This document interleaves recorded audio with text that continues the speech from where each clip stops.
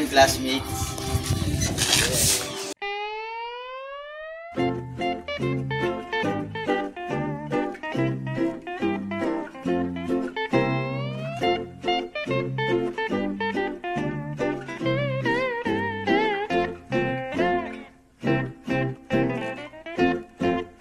Total average in My total average is 80.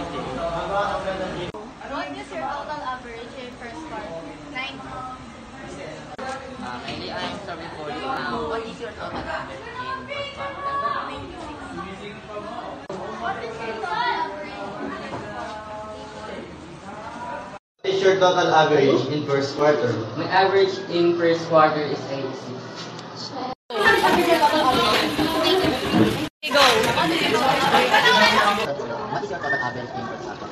It's 86.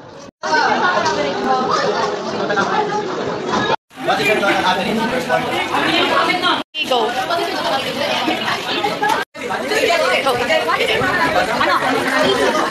Go! What is your total average in first quarter?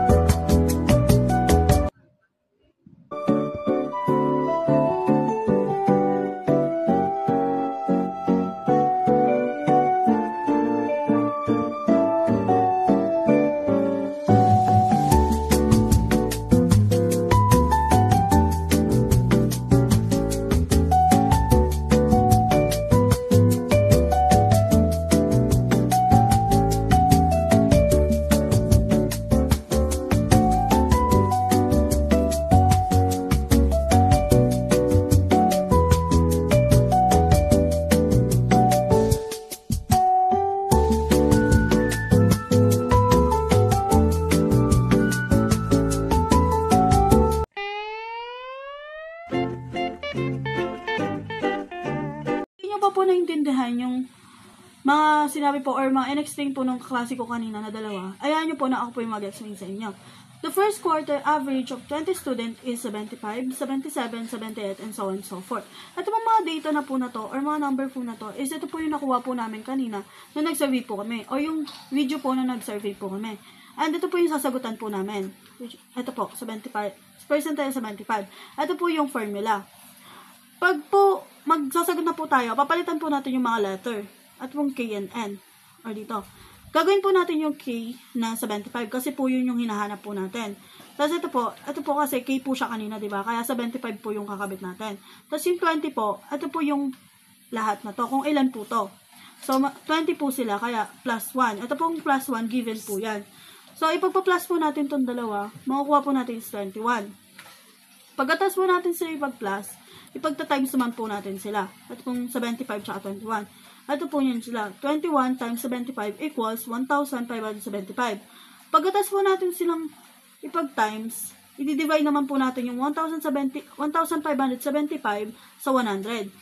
So, equal po nun is 15.75. So, solve na po natin to isolve na po natin yung interpolation. Bago po natin isolve yung interpolation, kailangan po natin hanapin yung mga number na kailangan po dito sa arrow na to. So, ito pong 15, iaabit lang po natin siya dito. Tapos, papalitan po natin siya. Hanapin po natin siya dito. Dito po sa mga, kung nasan po yung pang 15 dyan. So, 1, 2, 3, 4, 5, 6, 7, 8, 9, 10, 11, 12, 13, 14, 15. Oh, 87 po siya, kaya 87 po. Tapos, yung 16 po, yun po yung kasunod ng 15. 16, diba, sir? Diba po? Tapos, 88 po, yung kasunod po nung 87. So, 88. Yan po. Pag po nahanap na po natin to, dito na po tayo, magpo-proceed na po tayo sa interpolation. Sa interpolation, first step is 88 minus 87. So, equals 1. Tapos, yung 1 po, i-bring down po natin siya para dun po sa step 2 na solving. Tapos, 1 times 0.75. Dito po kasi yan. Yung nakuha po natin yung 0. Saan po ba natin to nakuha? Dito po yan nakuha natin to. Kasi po, yung first number po na to, napapalitan lang po natin na 0 para po makuha natin yung final answer dito sa step 2. So, 1 times 0.75 equals 0.75.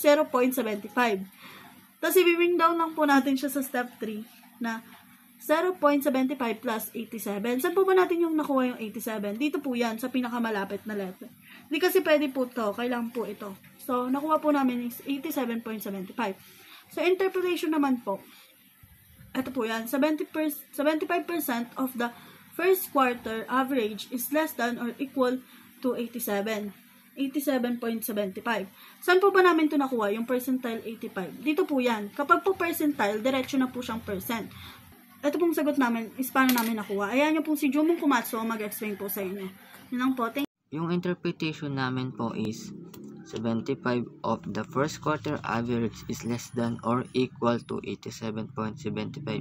Ibig sabihin po, ng 75% dun sa first quarter average ay mas mababa o katumbas ng 87.75.